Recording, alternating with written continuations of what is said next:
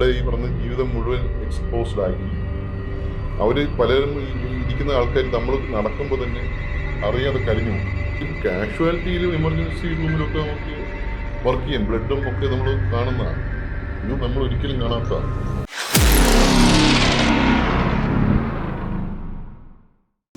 പലസ്തീനിലെ ഗാസയിൽ ഇസ്രായേലിൻ്റെ ആക്രമണം തുടരുകയാണ്.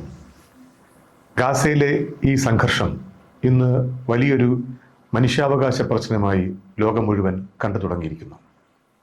യുദ്ധത്തിൻ്റെ കെടുതികളെക്കുറിച്ചുള്ള വലിയ വാർത്തകളാണ്, ദുഃഖകരമായ വാർത്തകളാണ് ഓരോ ദിവസവും പുറത്തു വന്നുകൊണ്ടിരിക്കുന്നത്. എങ്കിലും ഗാസയ്ക്കുള്ളിലെ മനുഷ്യജീവിതം എങ്ങനെയാണെന്ന് കൃത്യമായ ധാരണകൾ ഇനിയും നമുക്കില്ല. കാരണം ഗാസയിലേക്ക് ഇസ്രയേൽ ജേർണലിസ്റ്റുകളെ കടത്തിവിടുന്നില്ല. എന്തിന് സന്നദ്ധ പ്രവർത്തകരെ പോലും ഇസ്രയേൽ അകത്തേക്ക് പ്രവേശിപ്പിക്കാൻ തയ്യാറാകുന്നില്ല. സമാധാനത്തിൻ്റെ വില എന്തെന്നും യുദ്ധം മനുഷ്യരാശിയുടെ നിലനിൽപ്പിനെ എങ്ങനെയാണ് പ്രതികൂലമായി ബാധിക്കുന്നത് എന്നും അറിയണമെങ്കിൽ യുദ്ധത്തിൻ്റെ യഥാർത്ഥ ചിത്രം, അത് മനുഷ്യജീവിതത്തെ ഏത് രീതിയിലാണ് പ്രതികൂലമായി ബാധിക്കുന്നത് എന്നതിനെക്കുറിച്ചുള്ള കൃത്യമായ വിവരങ്ങൾ നമുക്കുണ്ടാകണം. ഇന്ന് അതിനായുള്ള ഒരു അവസരമാണ് ഓൺ ദ ഡോട്ട് ഒരുക്കുന്നത്. ഗാസയിൽ ആരോഗ്യ പ്രവർത്തകനായി ഒരു ഡോക്ടറായി സേവനമനുഷ്ഠിച്ച ഡോക്ടർ സന്തോഷ് കുമാർ SS ഇന്ന് നമ്മോടൊപ്പമുണ്ട്. ഗാസയിലെ വിശേഷങ്ങൾ അദ്ദേഹം നമ്മളോട് പറയും. ഡോക്ടർ സന്തോഷ് ഒരു ഓർത്തോപീഡീഷ്യനാണ്. തിരുവനന്തപുരം മെഡിക്കൽ കോളേജിലെ ഓർത്തോ വിഭാഗം പ്രൊഫസറാണ്. വളരെ വർഷങ്ങളായി യുദ്ധമുന്നണിയിൽ ഒരു ഡോക്ടറായി പ്രവർത്തിച്ചു വരുന്ന ആളാണ് ഡോക്ടർ സന്തോഷ്. നിരവധി അനുഭവങ്ങളുള്ള ഒരാളാണ്. അദ്ദേഹത്തെ നമുക്കൊരു വാർ സർജൻ എന്ന് വിശേഷിപ്പിക്കാൻ. ഗാസയിൽ നേരത്തെ 2 തവണ ഡോക്ടർ സന്തോഷ് പോയിട്ടുണ്ട്. UN-ൻ്റെ കീഴിൽ ഒരു ഡോക്ടറായി സേവനമനുഷ്ഠിക്കാൻ ഒരു ടീമിനെ നയിച്ചുകൊണ്ട് ഗാസയിൽ പ്രവർത്തിച്ചിട്ടുണ്ട്. ഇതിപ്പോൾ 3ാമത്തെ തവണ ഗാസയിലേക്ക് പോകാനുള്ള ഒരുക്കത്തിലാണ് സന്തോഷ്. സന്തോഷിനെ ഈ പരിപാടിയിലേക്ക് സ്വാഗതം ചെയ്യാം. ഡോക്ടർ സന്തോഷ്, സ്വാഗതം. സന്തോഷ് 2 തവണ ഗാസയിലേക്ക് പോയി, ഇത് 3ാമത്തെ തവണയാണ് പോകുന്നത്. എന്താണ് ഗാസയിലെ ഒരു നേരത്തെയുള്ള ഒരു 2 പ്രാവശ്യം പോയതിൻ്റെ ഒരു എക്സ്പീരിയൻസ് എന്താണ്? ഗാസയിലെ നമ്മൾ ഒരു മുഖവരയില്ലാത്തകളും ഇപ്പോൾ ഏകദേശം ലോകത്തെമ്പാടുമൊക്കെ ഒരു ഈ പറഞ്ഞ അവിടെ നടക്കുന്ന ഒരു ജനോസൈഡ് ആണെന്നുള്ള ജനോസൈഡ് എന്ന വാക്ക് ഇതിനെതിരെ വളരെ ഭയങ്കര ഡിബേറ്റ് നടന്നിരുന്നു. ജനോസൈഡ് ഒന്ന് ഉപയോഗിക്കാമോ ഇല്ലേ എന്നൊക്കെ പറഞ്ഞിട്ട്. അപ്പോൾ പൊതുവെ ഈ ജനോസൈഡ് തന്നെയാണെന്നുള്ള. ജനോസൈഡ് എന്ന് പറയുമ്പോൾ നമ്മൾ സാധാരണ മനുഷ്യർക്ക് വേണ്ടി എന്താ വാട്ട് ഈസ് ജനോസൈഡ്? ഒരു വിഭാഗം ജനങ്ങൾ അല്ലെങ്കിൽ ഒരു പ്രത്യേക ട്രൈബ് അല്ലെങ്കിൽ പ്രത്യേക തരം ആൾക്കാർ, ഒരു റിലിജനിലെ ആൾക്കാർ, അവരെ ടാർഗറ്റ് ചെയ്യുക, അവരെ ഉന്മൂലനം ചെയ്യാൻ വേണ്ടിയിട്ട് ഉള്ള പ്രവർത്തനങ്ങൾ ഏർപ്പെടുക. അത് ഡയറക്റ്റായിട്ട് ഈ ഫിസിക്കലായിട്ടുള്ള ഈ പറഞ്ഞ അവരെ ആക്രമിക്കുകയോ അല്ലെങ്കിൽ കൊല്ലുകയോ ബോംബിടുകയോ ഒക്കെ ചെയ്യുക. ആയുധമില്ലാത്ത ആൾക്കാർ അവിടെ ജീവിക്കാൻ പറ്റാത്ത സാഹചര്യം ഉണ്ടാക്കുക. അത് മാത്രമല്ല, ഈ പറയുന്ന ഭക്ഷണം കൊടുക്കാതിരിക്കുക, വെള്ളം കൊടുക്കാതിരിക്കുക, ആശുപത്രികൾ നശിപ്പിക്കുക, മരുന്ന് കൊടുക്കാതിരിക്കുക, ഇങ്ങനെ ജീവിക്കാൻ വേണ്ടിയിട്ടുള്ള ബേസിക് ആയിട്ടുള്ള കാര്യങ്ങൾ പോലും അങ്ങനെ അവർ കൊടുക്കാതിരിക്കുക എന്നുള്ളതാണ്. ഒരു ഈ പറയുന്ന ഒരു കുറേ കാലം എടുത്തിട്ടായിരിക്കും ചിലപ്പോൾ മരിക്കുന്നത്. ഇവരെല്ലാവരും മരിച്ചു പോകുന്നതൊക്കെ എങ്ങനെയായിരിക്കും. നമ്മുടെ മുമ്പത്തെ പല ജനോസൈഡ്സും അങ്ങനെയാണ്. ഇപ്പോൾ അർമേനിയൻ ജനോസൈഡ് ഉണ്ട്, അതുപോലെ ഓസ്ട്രിയയിലെ അല്ലെങ്കിൽ ജർമ്മനിയിലും പോളണ്ടിലും ഒക്കെ നടന്നിട്ടുള്ള നാസികളുടെ ഉണ്ട്. പിന്നെ റുവാണ്ടയിലും ഉണ്ട്,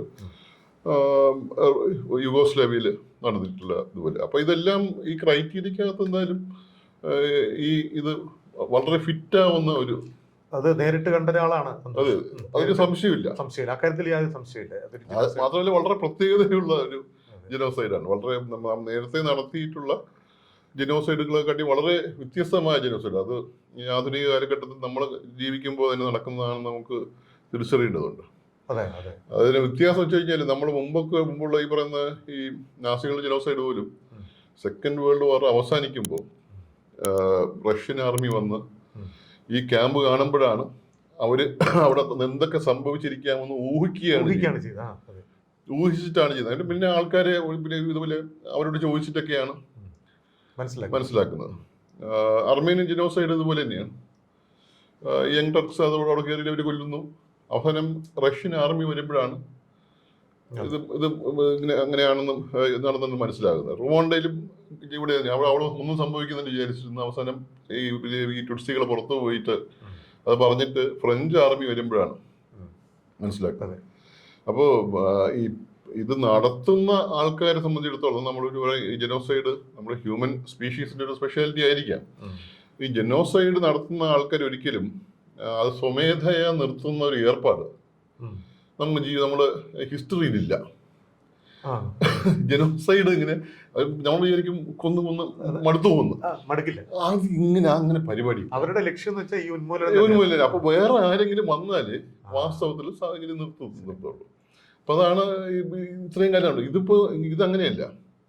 ഇതിപ്പോ എല്ലാവർക്കും അറിയാം.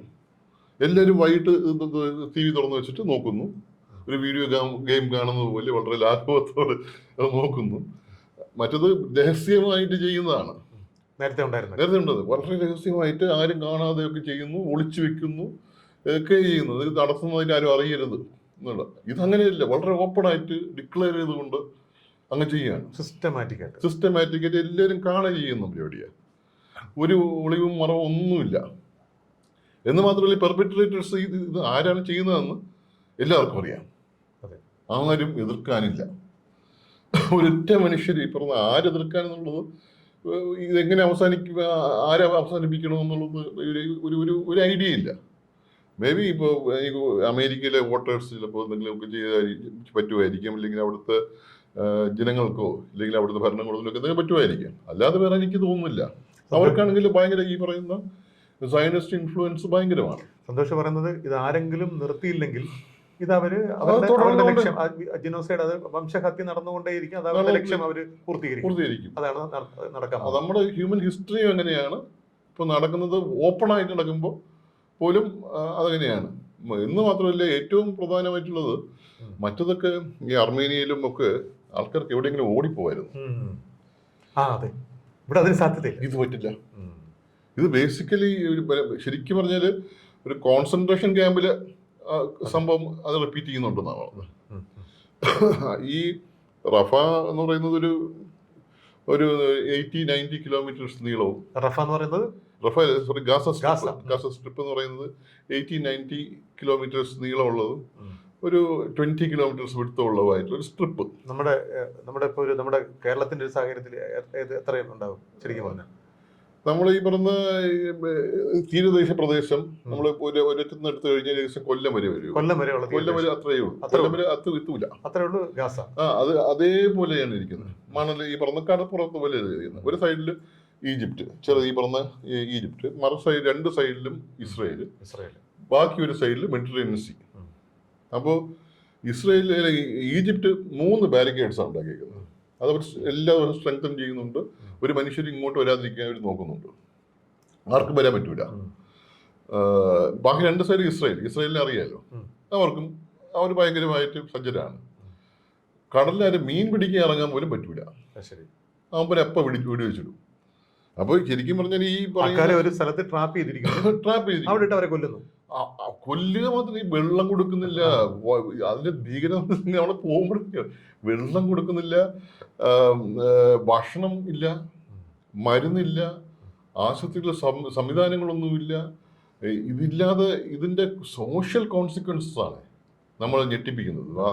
അതിലാണ് നമ്മൾ ഈ പരിക്കേറ്റ ആൾക്കാരുടെ കാട്ടിയൊക്കെ ഈ സോഷ്യൽ കോൺസിക്വൻസും അതിന്റെ ഭാഗമായിട്ട് മരിക്കുന്ന ആൾക്കാരും ഒക്കെയാണ് വാസ്തവത്തിൽ ഏറ്റവും വലിയ ചങ്ക് എന്ന് പറയുന്നത്.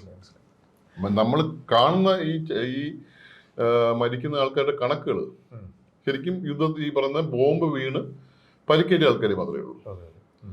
അപ്പോൾ ഇത് മാത്രമല്ല, ഇപ്പോൾ സംഭവിക്കുന്നത് നോർത്ത് ഗാസയും ഖാൻ യൂനിസ് എന്ന് പറയുന്ന സ്ഥലവും മുഴുവൻ ബോംബിട്ട് തീർന്നു.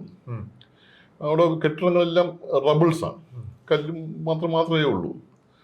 അതെല്ലാം കൂടെ അവർ ബാക്കിയുള്ള അവിടെയുള്ള റിമൈനിങ് എന്തെങ്കിലും ബാക്കിയുണ്ടെങ്കിൽ അത് മുഴുവൻ എടുത്ത് ഈ പറഞ്ഞ കൺട്രോൾ ഡിമോളിഷൻ വഴി തകർക്കുകയാണ്. അതിന്റെ ബാരൻ ലാൻഡ് ആക്കുകയാണ്. പൊട്ടിച്ചു കളയാം. ഒരു 20 to 30 ഒരു മിഡിൽ ഗാസ എന്ന് പറയും, ഡെയർ അൽബല. അവിടെയാണ് നമ്മളൊരു ഇപ്പോഴുള്ള ഏറ്റവും വലിയ ആശുപത്രി ഉള്ളത്. ഞാൻ ഇവിടെ വർക്ക് ചെയ്തിരുന്നതാണ്. ഡെയർ അൽബല എന്ന് പറയുന്ന സ്ഥലത്തുള്ള അൽ അക്സ ഹോസ്പിറ്റൽ മാത്രമാണ് ഉള്ളത്. അവിടെ വരെയുള്ള ഒരു 30 കിലോമീറ്റർ സ്ഥലവും 10 കിലോമീറ്റർ വീതിയുമായിട്ടുള്ള ഈ 90 എന്നുള്ളത് വീണ്ടും കുറച്ച് ഒരു 30 കിലോമീറ്ററിനകത്താക്കുകയാണ്. അതിന് ചുറ്റും റോഡൊക്കെ നിർമ്മിച്ചു കഴിഞ്ഞു. ഇപ്പോൾ ഇവര് ഇതിനകത്ത് അവർ പറയുന്നത് ഒരു ഹ്യൂമാനിറ്റേറിയൻ സിറ്റി ഉണ്ടാക്കുവാണെന്ന്. ഹ്യൂമാനിറ്റേറിയൻ സിറ്റി, കോൺസെൻട്രേഷൻ ക്യാമ്പിന്റെ ഒരു എന്ന് പറഞ്ഞ ഒരു വേറൊരു വാക്കായിട്ട് ഉപയോഗിക്കുകയാണ് നമ്മള്. അങ്ങനെ കോൺസെൻട്രേഷൻ ക്യാമ്പിന് പകരം അവർ ഉപയോഗിക്കുന്ന ടേമാണ് ഇപ്പോൾ ഹ്യൂമാനിറ്റേറിയൻ സിറ്റി. ഇവിടെ ഈ 2 മില്യൺ ആൾക്കാരെ മുഴുവൻ അവിടെ കൊണ്ട് കുത്തി നിറച്ചിട്ട് അവർ അകത്തോട്ട് കയറുമ്പോൾ എല്ലാം അവർക്ക് അവരുടെ എല്ലാ സംഭവം ആയുധമില്ല എല്ലാം ഉറപ്പാക്കി ഇതിനകത്ത് കയറ്റുന്നു. പിന്നെ അവർ പുറത്തു പോകുന്നില്ല, അതിനകത്ത് അങ്ങ് ജീവിക്കുകയാണ്. പിന്നെ ഇവിടുന്ന് രക്ഷപ്പെടാനും പറ്റത്തില്ല. മാത്രമല്ല രക്ഷപ്പെടാനായിട്ട് ഒന്ന് പോകാനും പറ്റത്തില്ല. പിന്നെ ആൾക്കാർക്ക് ഒരു പകുതി സ്ത്രീകളും കുട്ടികളൊക്കെ ചോദിച്ചു കഴിഞ്ഞാൽ പോകണമെന്ന് പറയും. പക്ഷേ ഈ പുരുഷന്മാരിൽ കുറേ പേര് പോകാൻ പറ്റത്തില്ലെന്ന് പറയും. കാരണം വെച്ച് കഴിഞ്ഞാൽ അവരുടെ സ്ഥലം അവിടുന്ന് പുറത്ത് വീണ സ്ഥലം അത് തീർന്നു. അവർ പുറത്തു പോയി കഴിഞ്ഞാൽ ആ സ്ഥലത്തിന് ഇല്ല. അവർ പിന്നെ തിരിച്ചു വരാൻ പറ്റത്തില്ല. അവിടെ പുറത്തു പോയി ആരും തിരിച്ചു വരാൻ പറ്റിയിട്ടില്ല. അപ്പോൾ ഒന്ന് അവർ സ്വയം ഉണ്ടാക്കുന്ന ഒരു ജയിലും ഉണ്ട്. ഈ പറയുന്ന ബാക്കി എല്ലാവരും ഈ പറഞ്ഞ ചുറ്റുമുള്ള ആൾക്കാർ കൂടെ എല്ലാവരും ചുറ്റും ചേർന്ന്. അതിപ്പോ ഇസ്രായേൽ മാത്രമല്ല, ഈജിപ്തും ഉണ്ട്, ബാക്കി എല്ലാ അറബ് രാജ്യങ്ങളും ഉണ്ട്, ഈ പറഞ്ഞ ജോർഡാനുണ്ട്, അപ്പുറത്ത് സിറിയയുണ്ട്, ഇവിടെ എല്ലാം ലെബനോനുണ്ട്. ഇവിടെ എല്ലാം അഭയാർത്ഥികൾ പോയിരുന്നതാണ്. ഇപ്പൊ ഒന്നും പോകാൻ പറ്റത്തില്ല. വളരെ പ്രത്യേകതയുള്ള നമ്മുടെ കാലഘട്ടത്തിൽ മാത്രമല്ല ഒരു ചരിത്രത്തിനകത്ത് തന്നെ ഹിസ്റ്റോറിക്കലി ഇങ്ങനൊരു ജീനോസൈഡ് ഇല്ല, നമ്മൾ രേഖപ്പെടുത്താൻ നമുക്ക് കണ്ടിട്ടേ ഇല്ല. നമ്മൾ അവിടെ പോകുമ്പോൾ ഉണ്ടാവുന്ന ഇതിന്റെ കോൺസിക്വൻസസ് ഭയങ്കര ഡിഫറൻസ് ആണ്. നമുക്ക് ഒരിക്കലും ഇവിടെ ഇരുന്ന് കൊണ്ട് കേരളത്തിൽ നിന്നൊന്നും മനസ്സിലാക്കാൻ പറ്റത്തില്ല. അത് മനസ്സിലാക്കണമെങ്കിൽ അവിടെ ഈ ബോർഡറിലോട്ട് തന്നെ തുടങ്ങും. നമ്മൾ റഫ എന്നുള്ളതാണ് ഈ പറഞ്ഞ ഈജിപ്തിലെ സൈഡിൽ നിന്ന് പോകുമ്പോൾ ഉള്ള ഫസ്റ്റ് സിറ്റി. അതൊരു റഫ ഒരു വലിയ സിറ്റി, അത് 2ആയി ഡിവൈഡ് ചെയ്തിട്ട് ഒരു ഭാഗം പാലസ്തീന് കൊടുക്കുകയാണ് ചെയ്തത്. അപ്പോൾ അൽ ആരിഷ് എന്ന് പറഞ്ഞൊരു ലാസ്റ്റ് പട്ടണം വരെ നമ്മൾ കെയ്റോയിൽ നിന്ന് ഇറങ്ങിയിട്ട് പോകണം. 1.5 മണിക്കൂർ പോലെ 1.5 ദിവസമെങ്കിലും എടുക്കും. ഒരു പ്രധാനമായിട്ടും ഒരു 10-20 ചെക്ക് പോയിന്റുകളാണ്. എല്ലാവരും കൂടെ ചെക്ക് പോയിന്റുകൾ. ഇവർ പെർമിഷൻ കിട്ടാൻ തന്നെ 3 ഗവൺമെന്റുകൾ പെർമിഷൻ കിട്ടണം. അത് കിട്ടാൻ തന്നെ ഒരു 2 ആഴ്ച എടുക്കും. 3 government: Egypt, Israel, Palestine. 3 government ഒരു ഏതെങ്കിലും ഈ ഡേറ്റിനകത്ത് മാറിപ്പോയി കഴിഞ്ഞാൽ പിന്നെ വീണ്ടും തുടങ്ങാം. അപ്പോൾ അത് അവസാനത്ത് ഭയങ്കര കീറാമുട്ടിയായപ്പോഴാണ് UN ഒക്കെ ഇടപെട്ട് അവസാനം അവരാണ് മേടിക്കുന്നത്.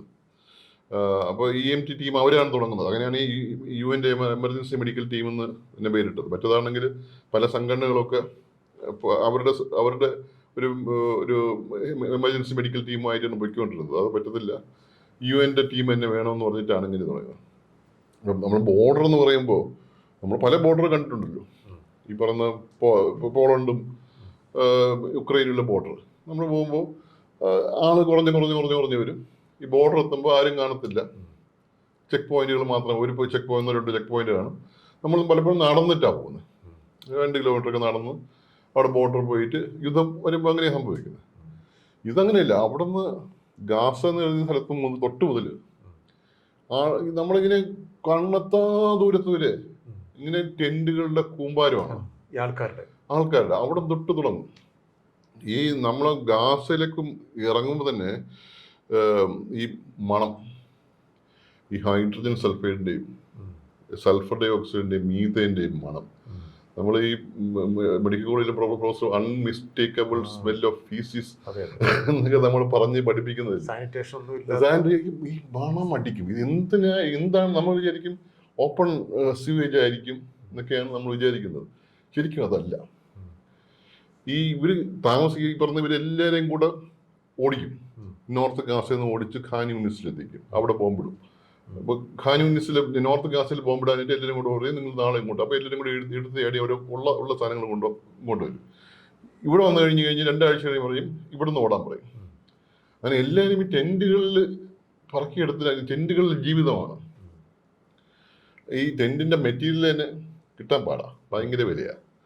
അപ്പോൾ അത് തന്നെ അവരുടെ കയ്യിൽ പൈസ ഇല്ല, കാരണം ഇത്രയും ട്രാൻസ്പോർട്ടേഷൻ ഫ്യൂവലിനൊക്കെ ഭയങ്കര വിലയാണ്. അപ്പോൾ ഈ ടോയ്ലറ്റ് ഇവർ കൊണ്ട് പറ്റത്തില്ല, നിർമ്മിക്കാൻ ശേഷിയില്ല. അപ്പോൾ UN ഏതെങ്കിലും സംഘടനകളായിരിക്കും, ഇല്ലെങ്കിൽ ഏതെങ്കിലും INGO ആയിരിക്കും ടോയ്ലറ്റ് ഉണ്ടാക്കുന്നത്. അവർ കുറച്ചേ ഉണ്ടാക്കത്തുള്ളൂ. ഒരു ടോയ്ലറ്റ് ഒരു ദിവസം 1500 മുതൽ 2000 പേര് വരെയാണ് ഉപയോഗിക്കുന്നത്. വെള്ളമില്ല, ഇതങ്ങ് ഒഴുകി പരക്കും. ഈ റോഡൊക്കെ മുഴുവൻ ഇതാണ്, നമ്മൾ പതുപതായിരിക്കുന്ന റോഡുകളാണ് മുഴുവൻ. വെള്ളം മഴയൊന്നുമില്ലല്ലോ, വെള്ളം നിറഞ്ഞ് ഈ പറഞ്ഞ വെള്ളവും നിറഞ്ഞ് അത്രയ്ക്ക് മലിനമായ മുഴുവൻ സ്ഥലവും എങ്ങനെയാണ്. ഇതെന്നാണ് ഈ മണം വരുന്നത്. 30% ആൾക്കാർക്കെങ്കിലും ഡയറിയ. ഈ കാലത്തെ കുട്ടികളും സ്ത്രീകളുമൊക്കെ വെള്ളത്തിന് വേണ്ടിയിട്ടുള്ള പരക്കം പാച്ചിൽ തുടങ്ങും. വെള്ളം എവിടെ കിട്ടുമെന്ന് അവർ കുപ്പിയും കണ്ടെയ്നറുകളായിട്ട് ജാഥയായിട്ട് പോകും. എവിടെ നിന്നെങ്കിലും വെള്ളം കിട്ടിയാൽ അപ്പോഴേക്ക് തേടി ചെന്ന് ദാഹിക്കും, അപ്പം കുടിക്കും. ഇത് അതിൻ്റെ കോൺസിക്വൻസ് അറിയാലോ. എല്ലാ ദിവസവും ഒരു 3-4 ഒരു പറയുന്ന ഔട്ട് ബ്രേക്സ് ആണ്. ഇത് തന്നെ ഭയങ്കര ആൾക്കാർ മരിച്ചു. ഈ പറഞ്ഞ ഔട്ട് ബ്രേക്സ് ഇപ്പോൾ ഒരു സ്ഥലത്ത് ടൈഫോയിഡ് ആയിരിക്കും, ഒരു സ്ഥലത്ത് GRDS, ഒരു സ്ഥലത്ത് ഈ പറയുന്ന ഗ്യാസ്ട്രോഎൻട്രൈറ്റിസ്. നമ്മൾ ജബാലി എന്ന് പറഞ്ഞ സ്ഥലത്ത് ഒരു വലിയൊരു 10,000 ടെൻറ്റുകൾ വലിയ ക്യാമ്പുണ്ട്. അത് നടക്കൊരു ക്ലിനിക്കുണ്ട്. ക്ലിനിക്കിലേക്ക് നടക്കുമ്പോൾ നമ്മൾ കാണുന്ന വെച്ച് കഴിഞ്ഞാൽ ഈ 2 സൈഡിലും ആൾക്കാരിങ്ങനെ ഇരുന്ന് ഈ പറയുന്ന ഈ ടെൻറ്റുകൾക്ക് മുമ്പിൽ അവരുടെ ഈ കുപ്പായമൊക്കെ കുറച്ചും ഭേദപ്പെട്ടതാണെന്ന് തോന്നുന്ന ഒരു അവസരമാണ്. ഇത് എടുത്ത് ഇടും. Rest of the body is exposed, മുഴുവൻ എക്സ്പോസ്ഡ് ആണ്. ഡയറി പിടിച്ചു കഴിഞ്ഞാൽ സംഭവിക്കുന്നത് വെച്ചാൽ ഇവർ പോയിട്ട് ഡയറി പിടിച്ചു കഴിയുമ്പോൾ നമ്മൾ ഈ കോവിഡൊക്കെ ഭേദമാണ്, ചുമച്ച് കുരച്ച് രക്തം തുപ്പിയോ ഒക്കെ മരിക്കാം. ഇത് ഡയറി പിടിച്ച് നമുക്ക് ടോയ്ലറ്റിൽ പോയാലേ പറ്റൂ. ടോയ്ലറ്റ് പോകുമ്പോൾ 200 പേരാ ക്യൂ നിൽക്കുന്നത്. നമ്മൾ അവസാനിക്കും. ഇത് എന്താ ചെയ്യുക ജീവിതത്തിൽ? ഇത് പറഞ്ഞ ഒരു ഡിഗ്നിറ്റിയുടെ പ്രശ്നമായി മാറുന്നു. നിന്നടത്ത് ഇരിക്കാനല്ലോ എന്താ ചെയ്യാന്? അവസാനം ഈ പറഞ്ഞ ടൈഫോയിഡും കോളറൊക്കെ ആണെങ്കിൽ അറിയാമല്ലോ, ഒരു പ്രാവശ്യം പോയാലും പറ്റില്ല. ഒന്നിന് പറയുമ്പോൾ മറിഞ്ഞങ്ങ് വീഴും, ആൾക്കാർ മറിഞ്ഞങ്ങ് വീഴും. ഈ മുഴുവൻ ഈ പറഞ്ഞ അവരുടെ ഈ പറഞ്ഞ ജീവിതം മുഴുവൻ എക്സ്പോസ്ഡ് ആക്കി അവർ പലരും ഇരിക്കുന്ന ആൾക്കാർ നമ്മൾ നടക്കുമ്പോൾ തന്നെ അറിയാതെ കരിഞ്ഞു പോകും. അതിനകത്തിരുന്ന് ഈ കുപ്പായത്തിനകത്ത് മുഖം മൂടിയാലും അവരിന്ന് വിതുമ്പിപ്പോവും. നമ്മൾ ഈ കാഷ്വാലിറ്റിയിലും എമർജൻസി റൂമിലും ഒക്കെ നമുക്ക് വർക്ക് ചെയ്യാം. ബ്ലഡും ഒക്കെ നമ്മൾ കാണുന്നതാണ്. ഇത് നമ്മൾ ഒരിക്കലും കാണാത്ത ഇതൊരു ഭയങ്കര നമുക്ക് സങ്കല്പിക്കാനാവും. നമുക്കത് ഇത് ഒരാൾക്ക് സംഭവിക്കുന്ന കുഴപ്പമില്ല, ഒരു സമൂഹത്തിന് മൊത്തമായി 30% ആലോചിച്ച് നോക്കിയാണ്.